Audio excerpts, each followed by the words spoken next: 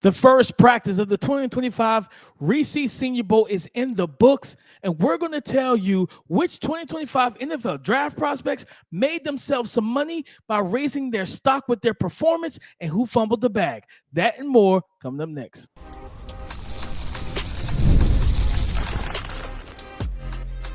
You are Locked On NFL Draft, your daily podcast covering the NFL Draft. Part of the Locked On Podcast Network, your team every day. Welcome back to the Locked On NFL Draft Podcast, your daily podcast covering your favorite draft prospects, part of the Locked On Podcast Network, your team every day. I'm your boy, Damian Parson. I'm an offensive draft analyst over with Bleacher Report, and that's my guy, Keith Sanchez. He is the director of scouting over with the Draft Network and 2019 national champion with those LSU Tigers. Guys, thank you for tapping in with us 5 days a week, every single day, and being an everydayer. Shout out to you guys. We have a fun show. Break it and listen, fresh off of practice. Day one here at Mobile at the Senior Bowl. We're getting into those money makers, stock up, those bag fumblers, stock down, and what we're looking forward to, or what we're looking to watch on day two of practice. But before we get into all of that, guys, understand that Super Bowl 59 is here. There's no better way to make every play more exciting than with FanDuel Sportsbook. New customers can bet just $5, and if you win, you will score $200 in bonus bets. Download the app or head to FanDuel.com to get started. Keith, first day of practice, man, getting it out the way, got it done. Money makers. I think for me, because I think back to the first practice, the national practice. Yep. Miami tight end Elijah Arroyo. He had one drop. It was an underthrown ball down the field. He stacked the defense. He had multiple yard separation. Dylan Gabriel was on like a kind of a play action with the tight end leak backside. Dylan Gabriel put it out there, but it was just a little bit underthrown, and he didn't reel it in. Outside of that, he was pretty much unguardable. They didn't have any answer for him. He hit guys with stick nods, double moves. And we talked about him, Keith, when we did the offensive preview last week. I believe it was last week on Friday, if I remember correctly. And we talked about him. And I think you was the one that said it, man. He can move himself into that day two range. And in this tight end class that is deep, the way he played, not just in one-on-ones, but he was open, seemed like consistently in team drills. He didn't always get the ball, but even when there was 11-on-11, 7-on-7, 1-on-1, Elijah Arroyo from Miami, he was unguardable, Keith. Yeah, no, I agree, DP. He did his thing from the very outset, and I agree with you. It was I can't remember if it was like the little stick nod or the double move, right? But that thing was nasty. It had the crowd going ooh, right? Like everybody was oohing and on over that. And I'll say this, DP, and you know, I sometimes I go aggressive, right? I lean into it. There's a shot that he can be competitive with Tyler Warren for tight end 2. And I mean, just in my rankings, I think Colston Loving is tight end 1. But when you add an athletic ability of what Elijah Arroyo can do, what he just showed out there, right? Because all of these guys are going to be NFL talent. All of these guys are going to play in the NFL. He went against safeties. He went against nickels, right? And he showed linebackers. And he showed that I could get open in the middle of the field. And that was the athletic part, DP. That was him vertically separating from guys. And then when you think about the zone stuff, I think he can get open in zone too. So definitely a guy that made himself some money. But I'm going to stay with that first practice. And I'm going to go with wide receiver from Iowa State, Jalen Noel. I liked what he did. And I think it was one-on-ones. He had a really good rep where he was able to kind of adjust to the football, and he was aligned outside. He was aligned outside. I think he took an outside release, carried vertical up the field, but then the ball was kind of more of a, I don't know, underthrown / back shoulder type of throw, right? And he was able to stop on a dime, work his way back to it, kind of, you know, show good balance and body control and come down with the football to where what he wants to do is, this is about, I feel like this, everybody knows that he can be a good slot receiver. This is about busting out of that box and then creating a narrative that, wait, can we align him outside? And maybe he's just a version of, hey, he's just not 6 foot, but at 5'10", right, he can win as a slot wide receiver. So I like what Jalen Noel was able to do from Iowa State also. No, 100%. He definitely, and I know exactly the players you're talking about, because I think he got 2 feet in. He brought the ball in, and it was definitely, but like, it was kind of in the middle of, was it underthrown? Was it back shoulder? We won't know. Only the quarterback knows what he was actually intending to do. But to see him make a play like that, where he just was exactly like on time, and he saw it, he tracked it, and then he made the body control to make that adjustment, You know what I mean? When you're pushing vertical and the ball is not exactly where you expect it to be, just to still be able to make a play on it. He did a great job, Keith. Also, I mean, I can't remember which practice it was, but Gray Zabel, the offensive lineman for North Dakota State. Well. Yep. Oh yeah, he had a good showing. And this guy, I believe he played, was it tackle at North Dakota State? If I remember correctly, yeah, I think he played tackle, 6'6", like 6'5", 6'6", over 300 pounds. But he was taking snaps at center, and he was handling those big boys on the interior. I think it was the first practice. I think Aeneas Peoples and some of those different interior defensive linemen. He showed good hand strength, upper body strength. He anchored well, the lateral movement. But what I loved, Keith, when watching Zabel was the fact that his feet never stopped moving on contact. Even when he latched and got into the chest plate or the shoulder pads of his opponent, of the defender, he kept his feet moving. And just to see him just move so seamless laterally was just impressive to me. I think this young man, again, making money, and especially in what most people say is a down interior offensive line class, right? It's most of the interior offensive line at this point feels like tackles that people want to kick down inside rather than natural interior offensive linemen, especially at center. This young man is going to definitely make himself some money if he's able to string together practices like he had today. Oh, without a question, without a doubt, he's going to be able to put himself in a really good spot to be maybe the first center off the board. You know what I mean? And maybe I also think he could play some guard by the way he was able to handle it. His ability to that multitask, snap, and get his hands in.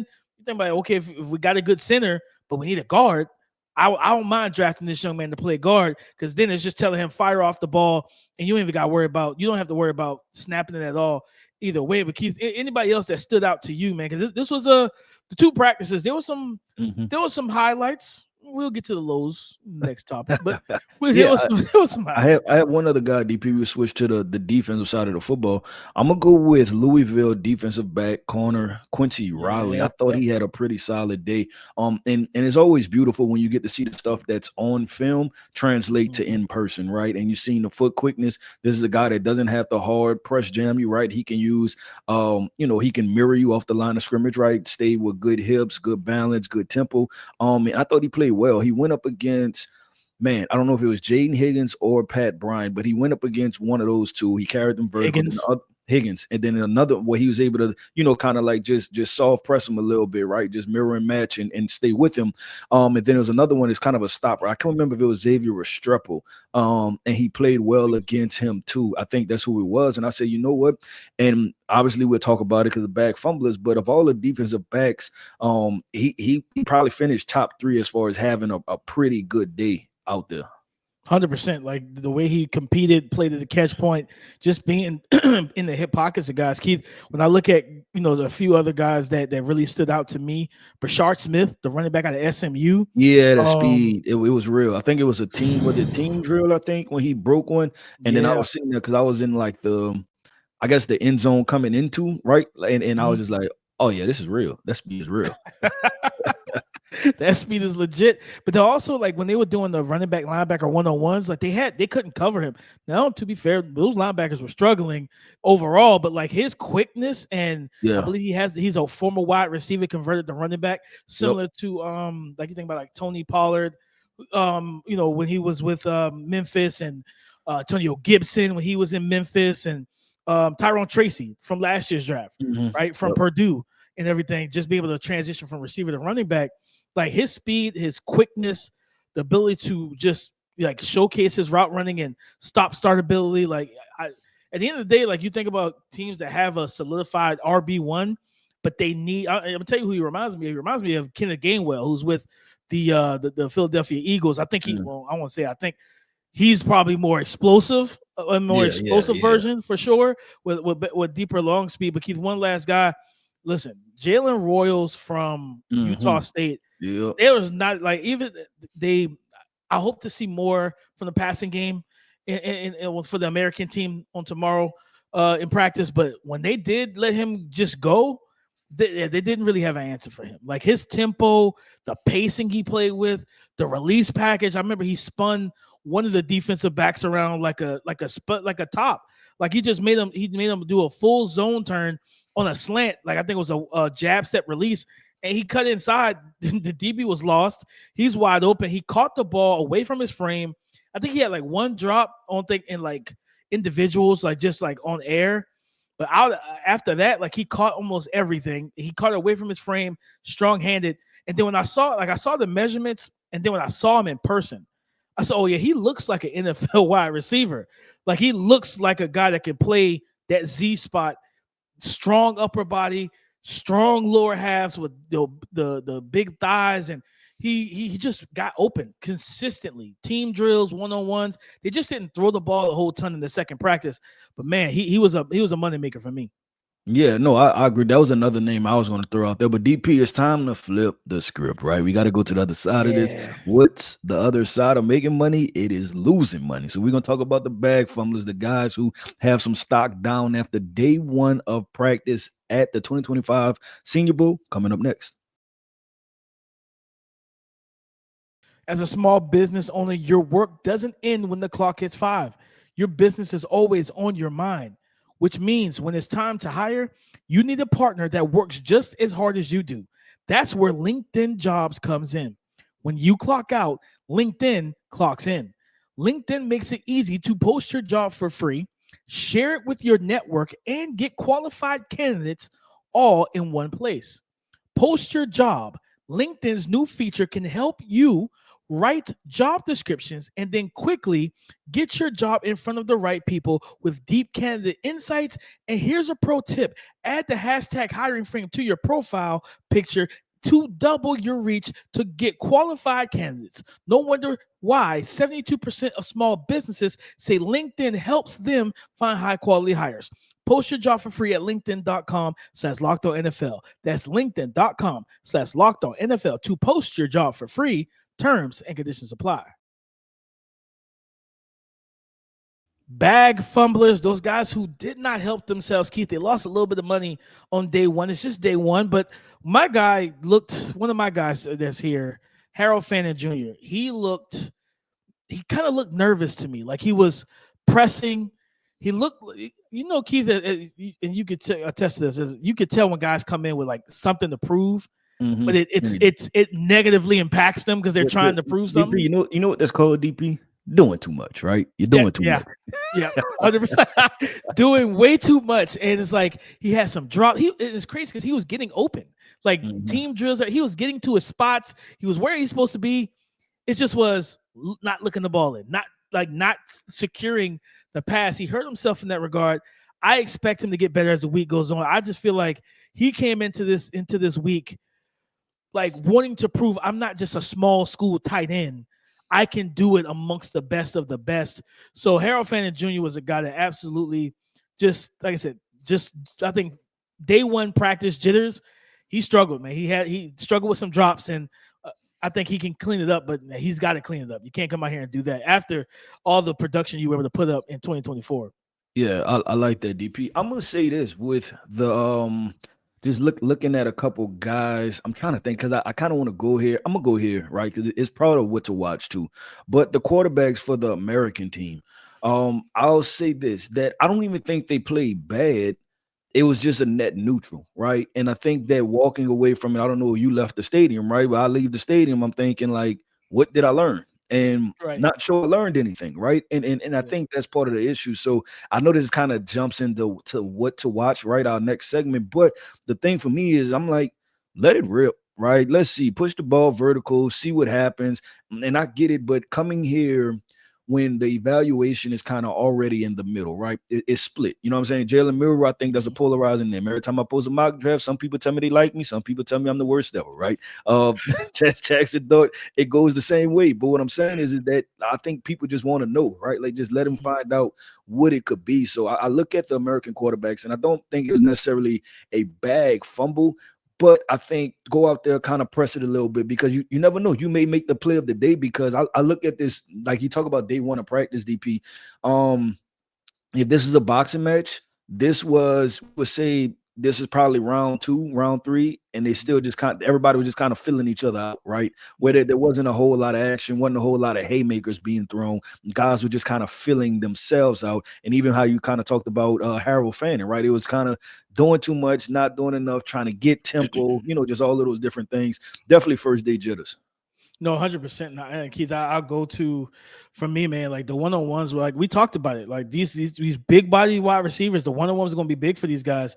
Pat Bryant and Jaden Higgins, like I think these guys have to. I looked at Pat Bryant and what you said, the doing too much, like the line of scrimmage, just a foot firing. I think at one point Jaden Higgins foot fired, then false step back, and then tried to release again. And I was just like, what is going on? I was like, I wanted to see him just extend at the catch point. You're what, 6'4", like long arms, like just extend. Because when you extend, these smaller DBs can't punch through the pocket. When you extend fully, get some toe drag swag going, and get the ball, bring the ball in and bring the catch in rather and secure it. But him and then like Pat Bryant struggled to get off a press, and it just was a lot like the release package. Like it was the same thing, like foot fire. Then try to like muscle his way through contact. I think it was like Dorian Strong. I think the Virginia Tech big defensive back was giving him some trouble because he can match strength for strength with them. Where like some of the smaller guys, you can out muscle them, get to your route, things like that, post them up, get to your spot. But I think those two guys, like in a sense, fumbled the bag just a little bit because the things we wanted to see was that athleticism and like the ball skills and just you be a big body receiver. We didn't get to fully see that on display in day one today, but I think there's opportunities for them to, of course, to redeem themselves and play better on tomorrow and even win on Thursday. Yeah, I'll say this too, DP. Even that first group of edge rushers, right? National team. We talking about Donovan Zariku, the Mike Greens. We have our guy from UCLA. I thought that they could have been more dominant, right? Like in their wins. I thought that there were a lot of reps that ended in net neutrals, right? Saying that word again. It landed in net neutrals to where it wasn't flat out wins, to where you don't want the offensive line. Like when you finish a one-on-one, right? And just a rep, you don't want the offensive line to kind of be like, yeah, like they could clap it up, right? To be like they think they won. You want clear wins. So I think just more oomph, more firepower, more assertiveness in it, and just being able to dominate in that way. I don't know if you got the same type of vibe, but I feel like finishing the reps, I got to kind of I don't want to say empty reps, but somewhat empty reps, right? Where it's like, hey, we're going to meet at the top of the arc. You kind of win, I kind of win, the end. It was like some stalemates. Like that's a good word for it. A lot of good stalemates. And I felt like with the edge rush, some of the edge rush guys, like Princey, Meelan, like he, like it was a balance. Like he would win, but then like he would slip and lose his footing and and fall to the ground. Just like I feel like those guys were at times. I just felt like they were in the rush. You know what I mean? Like don't rush. Like just play. And I think it's just like he's talking about first day jitters of practice. Like, all right, I'm here. This is the first part of the biggest interview of your life, right? They talk about that being the combine, but for the guys that come to the Senior Bowl. That's where it starts. The interview process starts in Mobile if you decide to come to Mobile. And I think these guys were kind of pressing a little bit. You know what I mean? Like you said, fighting to a stalemate where there was I can't remember if it was maybe Deion Walker, another guy whose stock was not so great, day one. And it's unfortunate. It's like he's 6'7". The pad level is never going to be where you want it to be. Like it just like from a body composition standpoint, he's never gonna have low pad level. So it's like as a defensive line coach, how do you negotiate that? How do you talk about that? How do you deal with that, knowing that like it's never gonna be low enough for him to just drive off the ball, get into the chest play the guys. He's like a jack in the box. But even with him, I think there was a rep where he bull rushed a guy, and he pushed him into the hip pocket. To the hip in the pocket of the quarterback, it just was straight power. I was like, if you just club and disengage, he would have won the rep. Like he would have got the sack, he would have got hands on the quarterback. But instead, I saw that with a lot of guys. It was just power. And I'm like, guys, you got to throw something else out there. Like I'm not trying to power through Ariante Ursary at 6'5", 340 pounds. I'm not trying to power through Anthony Belton, who's 350 pounds from North Carolina State. I'm not trying to power through those guys if I'm an edge rusher. That's probably not going to work because that's right up their alley. So I think the guys have to kind of, the same way we're going to look at the practice tape, I think they need to look at it and be like, okay, let me get back, let me get a little bit in my bag tomorrow and have more counters and not just sell power every rep. I feel like these guys are just doing too much. They were antsy. Like they wanted to make that splash play instead of just really focusing on technique and winning clean. Yeah, no, I agree with that, DP, and that might have been more too, like we talked about, like the antsiness of it, to where they just wanted to hurry up and win, right? Like I'm gonna just looking for the ooh play instead of just kind of slowing down. Like, hey, like remember you have a mixed bag of stuff. Yeah. Go ahead, slow down and use it, right? So we'll say that goes, and that's definitely what we're about to get into, DP. And I think it transitions well because what are we looking for heading into day 2 of Senior Bowl practice? We're gonna talk about that coming up next. Super Bowl 59 is here. One game, 2 teams, endless possibilities. And there's no better way to make every play more exciting than with FanDuel, America's #1 sportsbook. Whether it's predicting the first touchdown, calling the MVP, or even betting on the coin toss, FanDuel makes it easy to get in on the action. With live betting all game long, you can adjust your bets as the game unfolds and feel the thrill. From kickoff to the final whistle, the live betting feature lets you stay involved no matter what happens on the field. And the app is super easy to navigate. Plus, knowing that you can place a $5 bet and potentially win $200 back in bonus bets for the Super Bowl, that's just icing on the cake. Download the app or head over to FanDuel.com to get started. Bet just $5, and if you win, you'll score $200 in bonus bets. That's FanDuel.com to join today and get in on the action. Bet with FanDuel, the official partner of Super Bowl 59. Thank you for making Locked On NFL Draft your first listen today and every day. Sorry for being our everydayers. What are we looking forward to seeing? What are we watching for on day 2 of Senior Bowl practice down here in Mobile, Alabama at the Reese Senior Bowl? Keith, I think you mentioned it earlier. It's the quarterbacks. For me, in that second practice, the American practice, some of it I'm putting on the coaching staff. Like, because I know that neither Jackson Dart or Jalen Miller, they're not really used to being under center. They're used to the shotgun and pistol stuff. So, like, they were working with them and their footwork and different things of that nature. But it's like also it was a heavy run period in that practice. And they just like would get under center, 12 personnel, run the ball. And I was like, where are we going with this? Don't get me wrong. I love my running backs now. This is a good group of backs out here, but I'm just like, where are we going with it? Can we get some passing plays? Like I talked about at the top of the show, Keith, Jalen Royals, even though he didn't get the targets that he should have, like, remember, was it 2 years ago with Keith, when Tank Dell was cooking, they let Tank Dell cook. Like, it wasn't, oh, we're going to, you're going to play every 7 snaps. It was Tank Dell. 3-4 plays later, Tank Dell again. Okay, well, Tank Dell's back up at the line. Like, they didn't do that with some of the receivers that were having success. They would just kind of rotate. And I wanted to see these quarterbacks, the Jackson Dart, the Jalen Milroe, I want to see them get settled in. And I want to see them get the opportunities to get settled in. Like, give them the opportunities to throw the ball, to step back. And, like I said, Jackson Dart, like, he had a touchdown to Arian Smith, the speedy receiver from Georgia, on a deep ball.